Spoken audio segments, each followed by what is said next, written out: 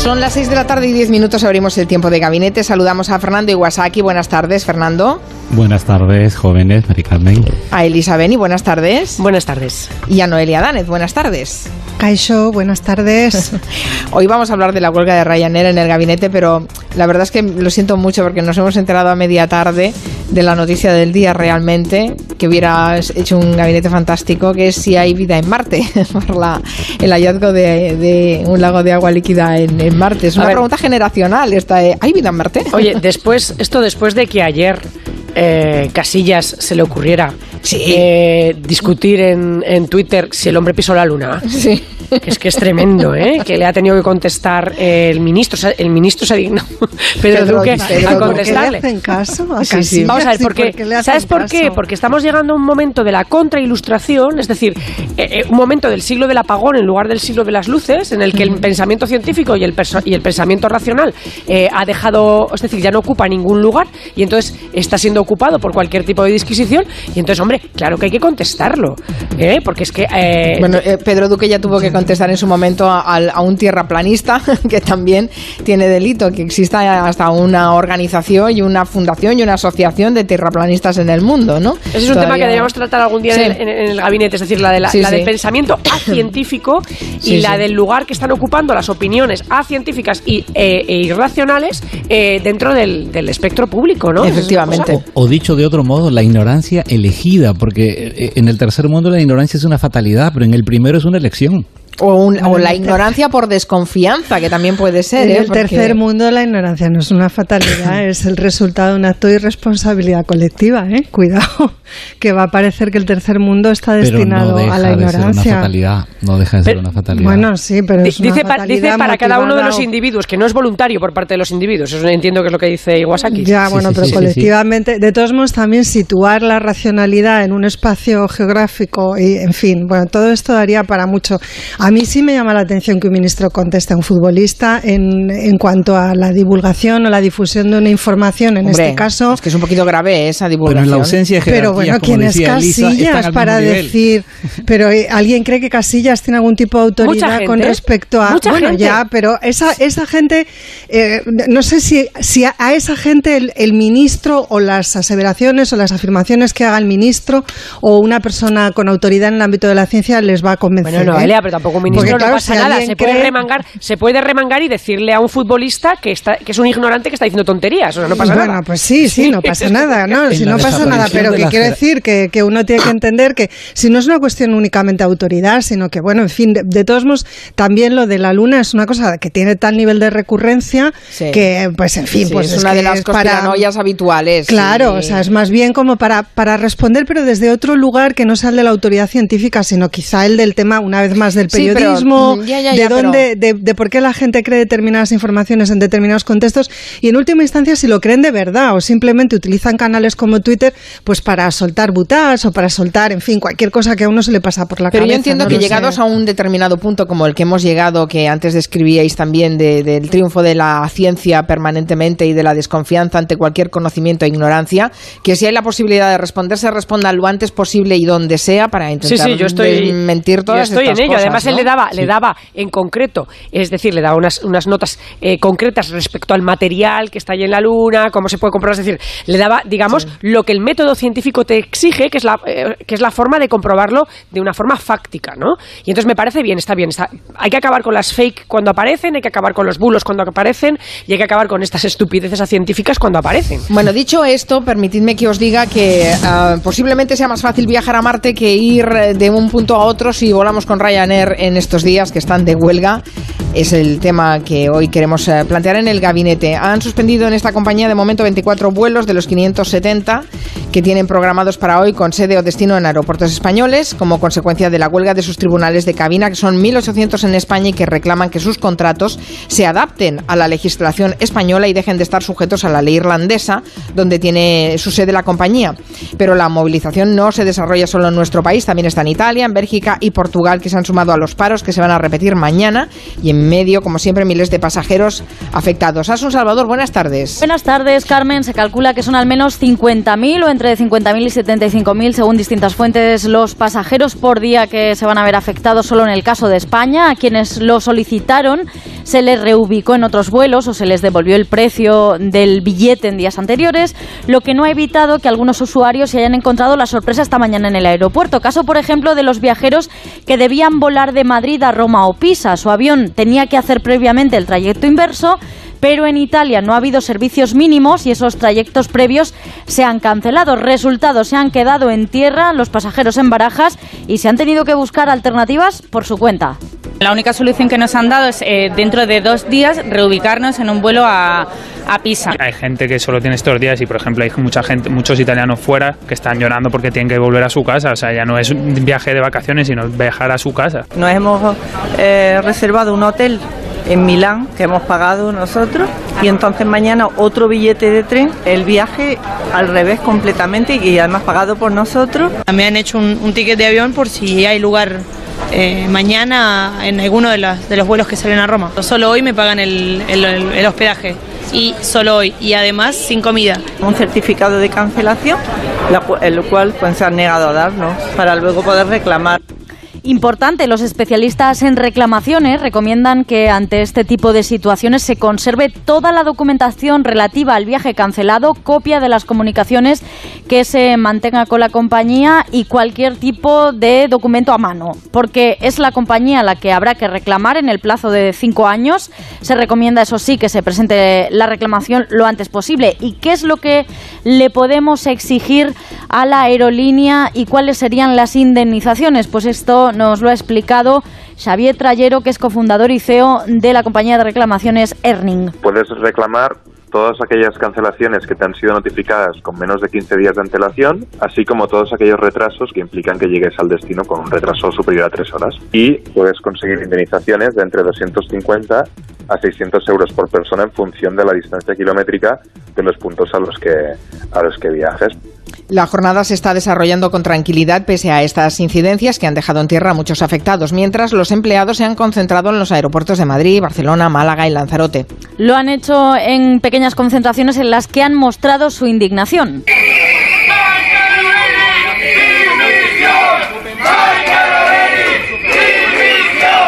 Pedían la dimisión de Mike O'Leary, el CEO de la compañía de Ryanair, el día después de tratar de negociar aquí en España durante más de 11 horas. Acudieron a la mediación con la compañía, no hubo resultado porque la aerolínea se resiste a que sus tripulantes en nuestro país tengan contrato español, lo que impide a estos trabajadores acceder a determinados derechos, según explicaba esta mañana en Antena 3 la presidenta del sindicato SITPLA, que es Monique Dutier. Los tripulantes de Ryanair lo que quieren es lo que tiene cualquier trabajador español, una asistencia sanitaria normalizada, su mutua de trabajo de accidentes laborales, su convenio colectivo, sus representantes, poder ir a una gran superficie a comprar a plazos una televisión, porque lo primero que hacen es pedirte la nómina y estos señores lo primero que hacen es obligarte a abrir una cuenta en Irlanda para ingresarte allí la nómina, con lo cual ni compras a plazos aquí, ni hipotecas aquí. Es un absurdo, es que ni siquiera tienen la condición de residentes en España, están desplazados, cuando no han vivido en su vida en Irlanda.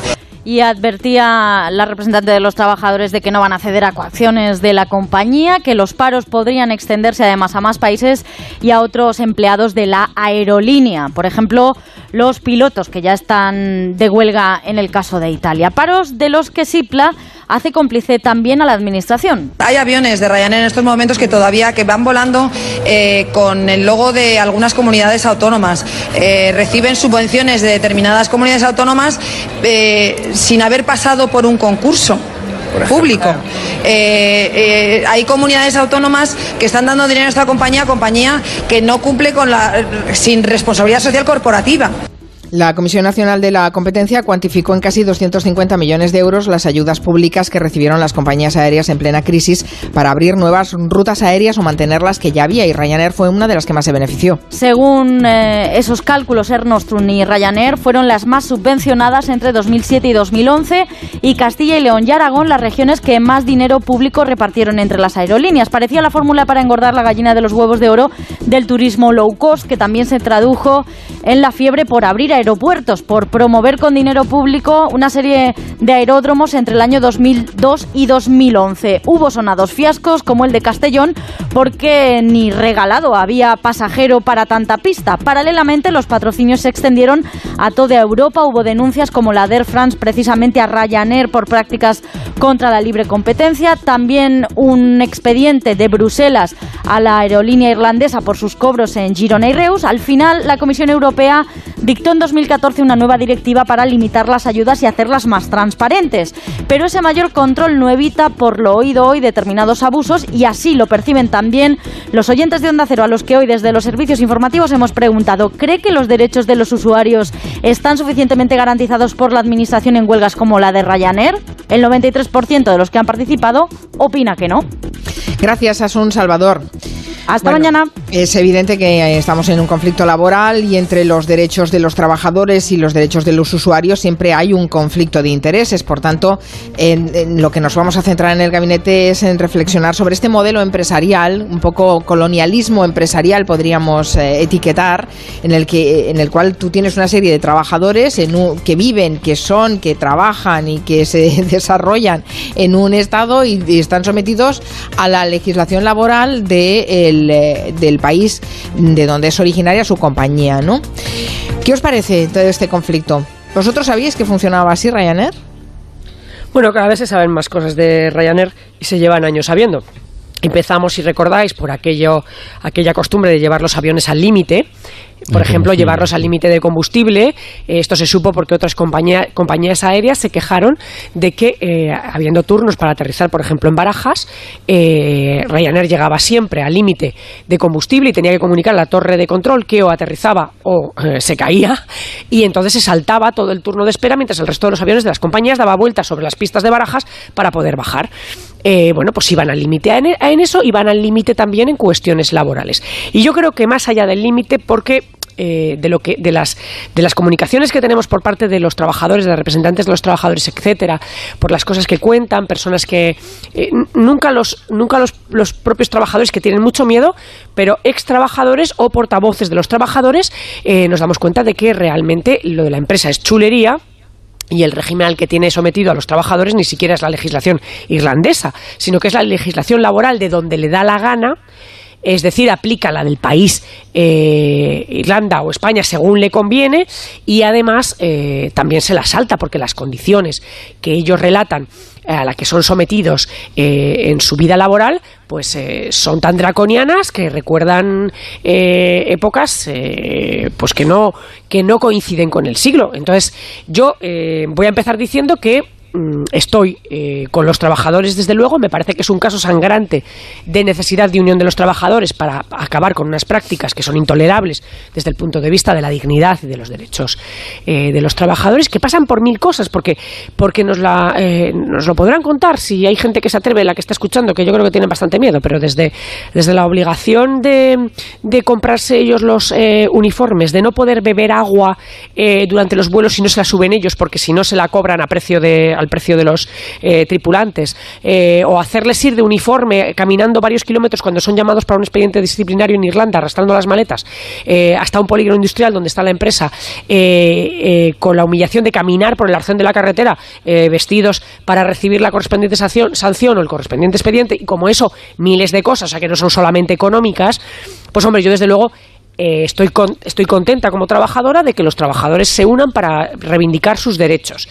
Y ya en un segundo turno, me parece que es importante que hablemos después de hasta qué punto nos prima lo que deseamos sobre lo que debe ser o lo que creemos que es justo, en términos de sociedad.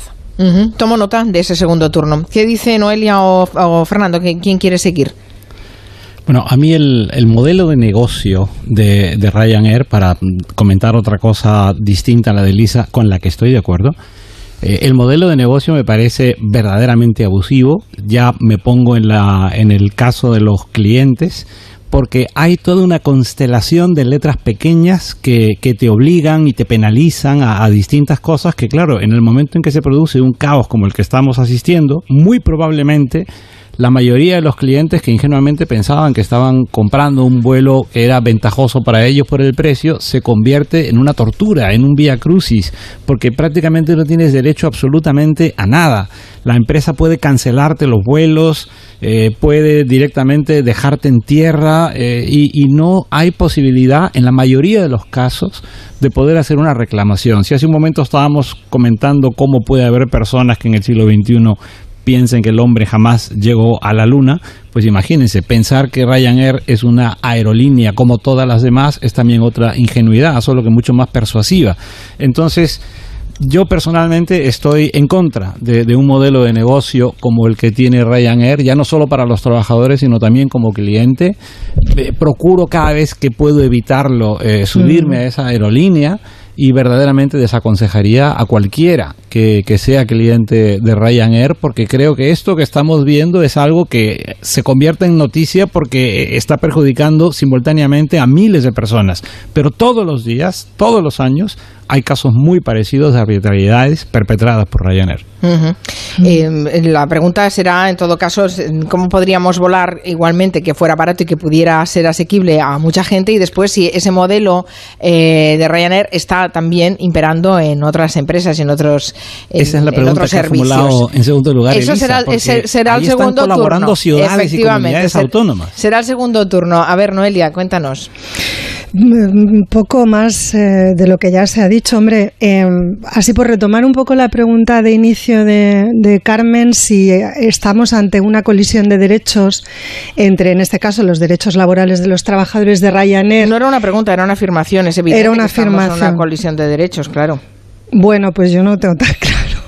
Vale, no, vale. No tengo tan claro, Te escuchamos con atención. No lo tengo tan claro porque, perdón, es que tengo retorno, entonces si me veis un poco espesa es porque el retorno dificulta un poco el pensamiento. Vale, es que Noelia está en San Sebastián. Sí, estoy en Donosti y tengo ligero retorno, pero no pasa nada porque ya me abstraigo. Maravilloso lugar. Es siempre que empiezas a hablar te sorprende el retorno. No, pero ya me abstraigo yo también. Ahora mismo ya no oigo nada más que mi voz en tiempo real. Gracias. Decía que no tengo yo tan claro que sea una colisión de derechos sin más. Hay una jerarquía de derechos. Los derechos laborales, y lo dijo hace 2 años en un informe que fue muy, muy contundente y que por supuesto secundó la OIT, lo dijo Naciones Unidas, los derechos laborales son derechos humanos.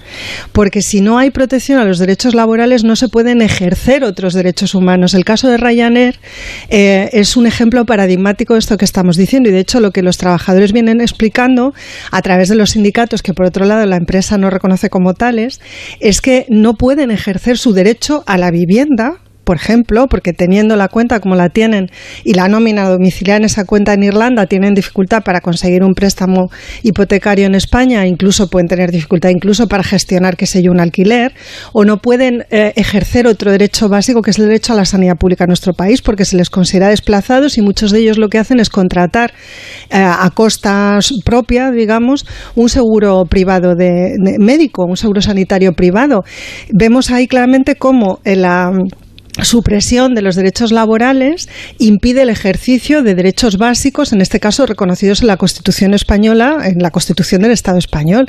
Por tanto, si nos acogemos a lo que dijo ese informe de Naciones Unidas, que yo creo que hemos de hacerlo en un contexto de economías globalizadas, los derechos laborales son derechos fundamentales, son derechos humanos y por tanto no estarían en la misma escala o al mismo nivel o en la misma posición, digamos, en la jerarquía que el derecho del consumidor, en este caso, que es lo que se ve afectado cuando una compañía de vuelo, un operador, pues no asume las consecuencias de que sus trabajadores se pongan en huelga.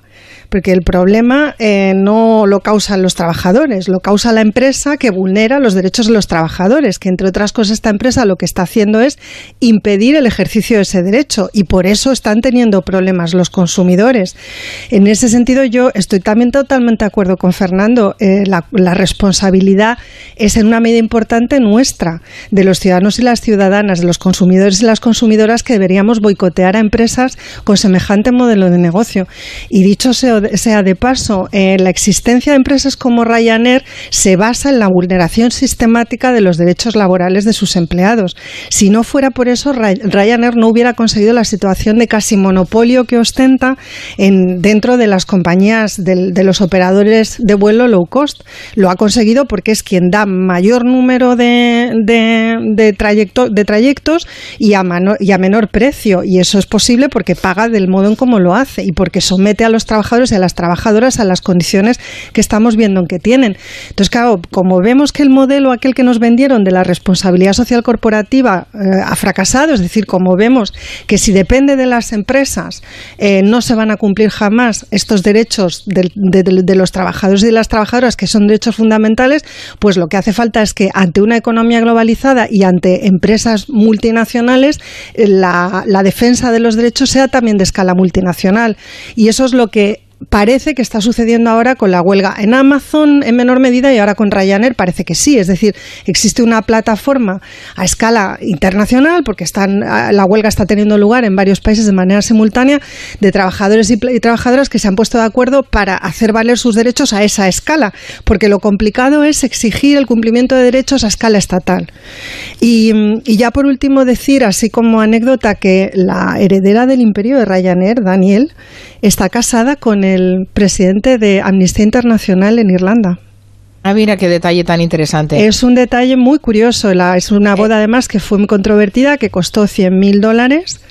Y fue una boda, claro, de alto copete por todo lo altísimo y, bueno, en fin, no casa bien. Digamos, en principio no se compadece bien, que diría aquel de manera elegante, una cosa con otra. Lo que sí se compadece bien es que uno de los accionistas de Ryanair, de la familia Ryan, y no el mayoritario, se acaba de comprar un palacete en Palma de Mallorca que va a rehabilitar. Sí. En fin, porque al final ahí es donde va el modelo de negocio. El modelo de negocio no va a abaratar lo de todos para conseguir que todo sea más barato, sino que abarata los derechos de algunos y no los beneficios de quienes están detrás de la empresa.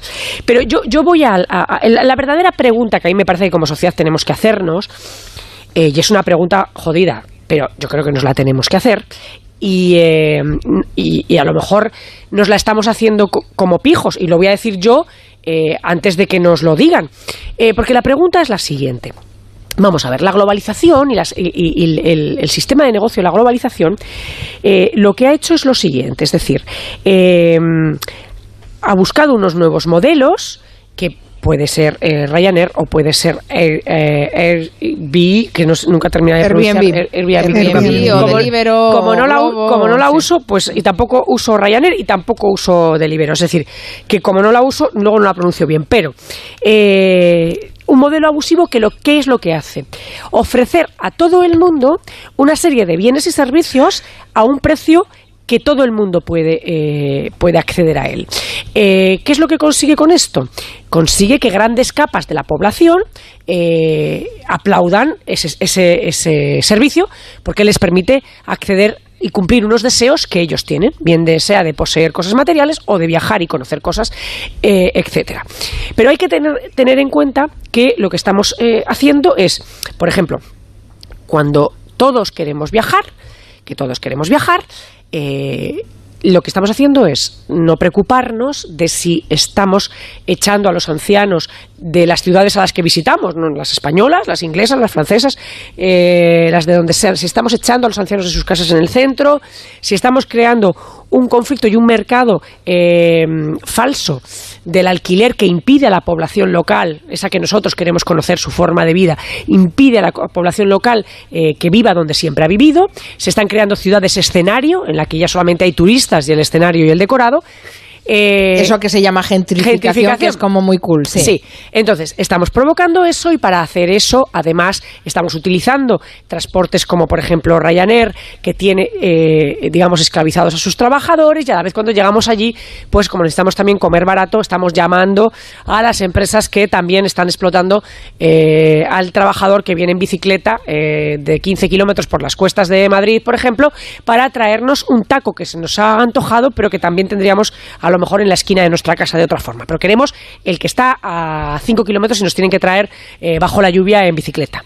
Entonces, eso hace que todas estas empresas sepan que tienen un soporte de opinión pública ante los conflictos con sus trabajadores, porque ellos entienden que esa falsa democratización de los bienes que ofrecen va a provocar que grandes masas de ciudadanos estén dispuestos a volverse contra los trabajadores que reclaman sus derechos y a apoyar a las empresas que les dan ese caramelo que cumple sus deseos. Por eso digo que la verdadera pregunta que nos tenemos que hacer como sociedad es hasta dónde nuestros deseos están por encima, nuestros deseos individuales y la posibilidad de satisfacerlos está por encima de, como bien decía Noelia, cuestiones que son fundamentales y básicas de los trabajadores, los derechos de los demás, que a la vez son nuestros derechos, porque en cualquier momento esto nos va a suceder a nosotros. Claro. Y esa respuesta como sociedad, que insisto, es muy jodida, porque ahí viene donde alguien te puede decir, es que ustedes son unos pijos, porque no cogen Ryanair, porque pueden coger... no sé, Iberia. Otra compañía. Pero el que no puede plantearse eso. Esto mismo funciona con los huevos de granja o las gallinas criadas no sé dónde, con la carne criada no sé cómo. Funciona con 80.000 cosas. O con la ropa comprada, fabricada de una manera o fabricada de otra. Pero en cualquier caso, es una reflexión que como sociedad tenemos que hacernos. Porque es una falsa sensación, es una falsa sensación de acceso a todo, que tampoco es igualitaria, porque desde luego las capas y las élites siguen accediendo a los viajes, a la comida, a los vestidos y a tal, de una manera que el resto de la población no puede acceder, y tenemos que pensar a qué precio y cuándo se va a volver esto contra nosotros. Y es una reflexión que no queremos hacer, pero hay que hacerla. Algunas de las cosas que nos dicen a través de Twitter, Fondos Reptiles dice: el hecho de que la Unión Europea no sea una unión política provoca que las legislaciones laborales no estén unificadas y sean múltiples, y se precisa una legislación laboral única que sea flexible y competitiva para estimular la productividad. O Sinelo, que sugiere: quizás sería bueno que existieran pequeñas empresas públicas capaces de suplir los efectos de algunas huelgas, así solo saldría perjudicada la empresa cuyos trabajadores van a la huelga, que es lo ideal. Me parece un poco utópico, pero bueno, ahí lo dejo. Y además tampoco funciona así, porque en esta huelga, por ejemplo, es así, pero en otras, parte de la fuerza de la huelga consiste en hacer que no se pueda prestar los servicios. O sea, una huelga, dejémonos de historias, consiste en fastidiar unas circunstancias normales para presionar y que se concedan lo que estás pidiendo para volver a las circunstancias normales. Le doy la palabra a Fernando Iwasaki, que hace rato que no habla. Di, Fernando. Bueno, yo querría decir que cuando hablamos de este modelo de negocio basado en empresas de bajo costo, Elisa agrega abaratar y yo añado degradar. Es decir, es un proceso que va hacia abajo de manera inexorable, y efectivamente se degradan las ciudades, se degradan los derechos, se degradan las relaciones entre los ciudadanos, y yo creo que ese modelo de negocio debe ser efectivamente rechazado de forma individual, porque son los individuos los que luego en masa eligen esas opciones, y por eso creo que la pregunta que formula Elisa, o que nos interpela que nos formulemos, es importante. A mí me parece que, por ejemplo, como padre, no es un tema de tener más dinero o no, es que yo me siento más seguro cuando mis hijos, que son 20añeros, utilizan otro tipo de líneas aéreas, porque yo me siento más seguro por ellos cuando pueden tener algún que otro problema en el exterior. Me ha ocurrido, es decir, yo recuerdo haberme encontrado con una de mis hijas en París, ella volando en una aerolínea de bajo costo, yo volaba en otra línea, digamos, de bandera normal, pero ocurrió esta especie de fenómeno volcánico, una nube volcánica, que de pronto se suspendieron todos los vuelos. A mí mi línea aérea me podía recolocar, pero la línea de bajo coste que trasladó a mi hija le dijo directamente que se perdía todo y punto. Y yo decidí quedarme con ella, regresarme en autobús, porque no la iba a dejar sola. Es decir, en este caso, Fernando, es una circunstancia excepcional el que entre en erupción un volcán, y por tanto las compañías no están obligadas a hacer una indemnización. No, pero no se trataba de indemnización, se trataba de recolocarlos, una solución. Sí, es una alternativa. No, se desentienden. A mí me colocaban, pero no así la empresa en la que volaba mi hija, ¿no? Y yo creo que esto es un ejemplo de algo que puede estar sucediendo a escala mundial en distintos escenarios. Y más cosas. Por ejemplo, ¿tú recuerdas a qué edad? Bueno, tú porque, no sé, tú viniste aquí, naciste en otro continente, pero ¿a qué edad normalmente uno comenzaba a viajar al extranjero o a salir? Es decir, todas las generaciones... Además, claro, todas las generaciones hemos salido en avión cuando teníamos 15 años, o 16, o 17, o 18... Claro, en mi caso no. Claro, ahí vienen los cambios de paradigma y hay cosas que evidentemente en la vida, si uno puede, hay que hacer, pero a lo mejor no todas hay que hacerlas en el mismo momento. Es como lo de me voy de casa con la casa montada y todo comprado y si no me voy. Pues estas cosas. Claro, y es un poco entender que lo que nos define, lo que se intenta es que nos definamos en sociedades como las nuestras por el consumo. Y lo que deberíamos oponer a eso es que nos podamos definir por elecciones que tienen que ver, por ejemplo, con el tipo de desempeño profesional que tenemos en nuestra vida, o con el tipo de dedicación, o con el modo en cómo organizamos nuestro tiempo, y que eso es lo que se debería valorar. Entonces, para poder tomar decisiones que tienen que ver con estas cosas que acabo de decir, el desempeño profesional que uno tiene, el modo en cómo se organiza vitalmente, para todo eso lo que es necesario es que estén garantizados los derechos laborales, es decir, que tengas una fuente de ingresos que te permita tomar decisiones sobre tu vida que no tienen que ver única y exclusivamente con qué consumo, qué voy a comprar a continuación o qué billete de avión voy a comprar para llegarme hasta no sé dónde, ¿no? Vamos a hacer una pausa. La vida pues tiene que ver con otras cosas. Vamos a hacer una pausa y de vuelta escuchamos a los oyentes que han llamado al 638-442-081.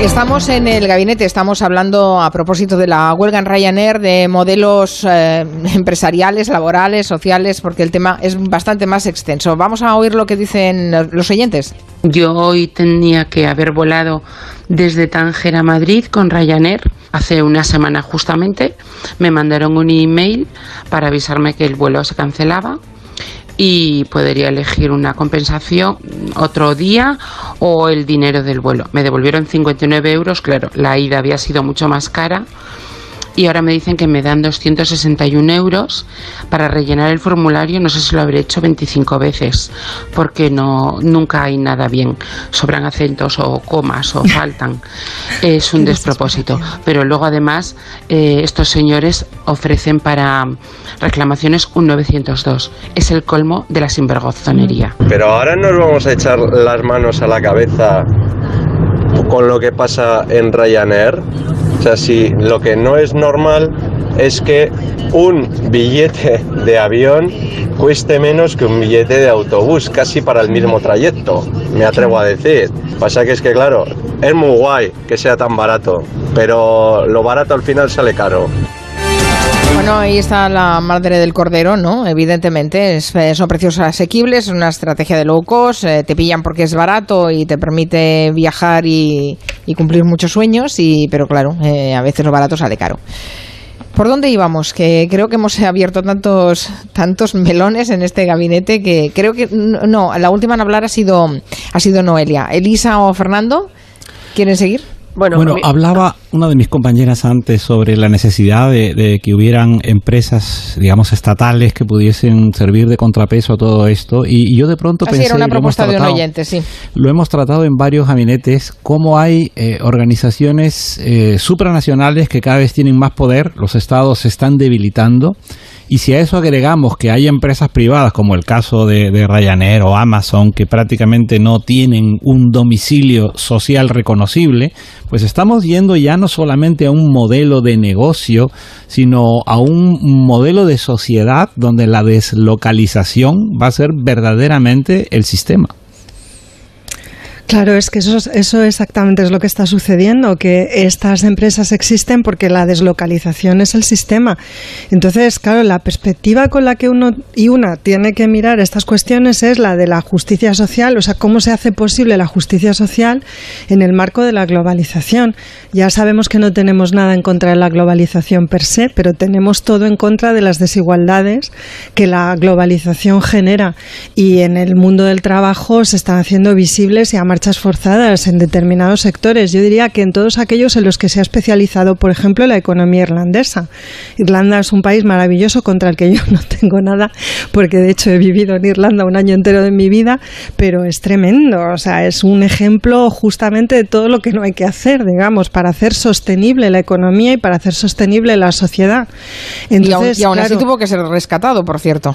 Bueno, es que una parte del salario, que me da igual de cuánto sea, porque ya estoy viendo ahí en Twitter, pues lo mismo que con la estiva, que cobran mucho y muy bien. Bueno, cobrarán en función de su cualificación y de lo que se paga en ese sector, que yo en este momento no sé lo que es. Mucha información de los sueldos también ha salido de parte de la propia empresa. Bueno, pasó con la estiva igual, claro, sí. Es que cuando estamos hablando de determinados trabajos muy especializados, donde hay un reconocimiento salarial alto, importante, pues bueno, esto suele pasar, es contrapropaganda, claro, pero vamos, que la actitud de Ryanair como empresa es absolutamente impresentable y vergonzosa, pues porque, o sea, se pasan por el arco de triunfo cualquier clase de consideración y reconocimiento, hasta el punto de que ellos quieren, por ejemplo, decidir quiénes son los representantes sindicales, y de hecho el único estado en el que han llegado a un acuerdo es Alemania, porque allí hay un sindicato vertical, es decir, no reconocen jamás a los trabajadores organizados como interlocutores, solo reconocen como interlocutores para negociar derechos de trabajadores a las instituciones, es decir, a sindicatos verticales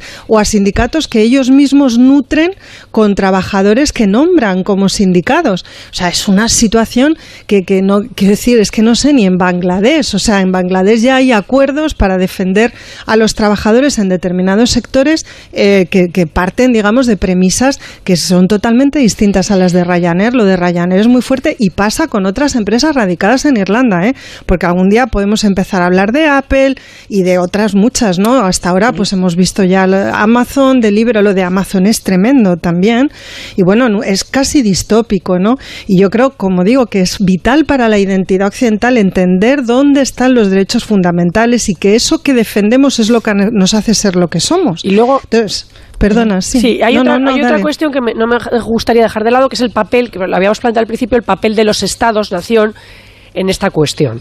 El liberalismo salvaje, yo no estoy en contra del capitalismo, desde luego, pero el liberalismo salvaje nos viene a decir que si alguien encuentra un nicho de negocio, sea cual sea la característica del nicho de negocio, tiene derecho a ponerlo en marcha.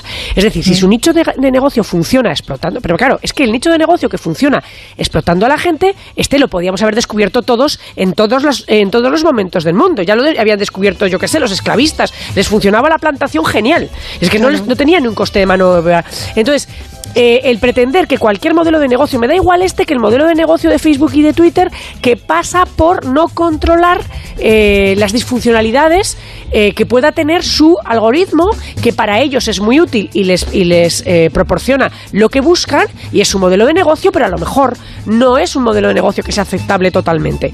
Quiero decir con eso que los estados-nación deben poner normas a las empresas. Es decir, los empresarios, esto de que se dice, no, es que si no se irán, bueno, la gente tiene derecho a montar empresas, a emprender y a ganar dinero dentro de los límites que socialmente les admitamos hacerlo. Claro. Porque si no, por ejemplo, oye, pues yo puedo montar una startup para vender riñones. Seguramente me daría dinero, pero no me lo van a permitir. Bueno, pues eso es aplicable a otros muchos modelos de negocio. Claro, es que los grandes emprendedores no pueden ser líderes sociales. Es que estamos pensando y habitando una sociedad en la que creemos que quienes nos lideran son los grandes emprendedores. Y los grandes emprendedores lo que tienen es una idea una vez que funciona, pero no tienen una visión de cómo tiene que ser la sociedad. Somos la ciudadanía quienes, en teoría, consensuamos esa visión, ¿no? A base de debate público, de discusión, de participación. Lo último para Fernando. Y añadiría una ciudadanía que es crítica y que está bien formada, y este modelo europeo que defendemos siempre en los gabinetes es importante, porque el otro ejemplo de capitalismo salvaje sería el chino, donde no hay ley de huelga, donde no hay posibilidad de... Se acabó el tiempo. Tengo que deciros adiós. Ha sido un placer. Volveremos con el programa mañana a las 3. Adiós a las 3. Agur. Adiós.